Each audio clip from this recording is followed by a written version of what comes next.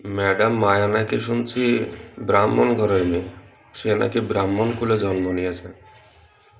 সিনি আবার বলছে যে হোলি মুবারক। দুধেল গরুদের মা। তাহলে কি এখন সেই দুধেল গরুগুলো কি এখন হোলি খেলবে? কারণ তাদের মা তো বলে দিয়েছে হোলি মুবারক। তাহলে তো তাদের আর হোলি খেলতে কোনো আপত্তি থাকে না।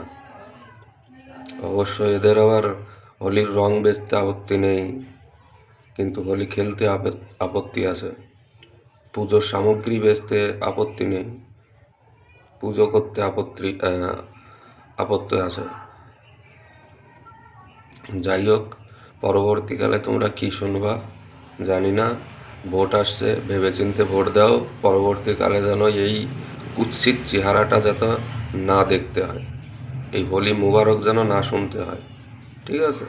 ইফতার পার্টি যেন না দেখতে হয় যে হিন্দু একজন মুখ্যমন্ত্রী সে যে ইফতার পার্টি করছে, ঠিক আছে? বাকি ভোট চলে আসলো, সব তোমাদের ইচ্ছা, তোমাদের হাতে। ভোট ভেবেচিন্তে দিও।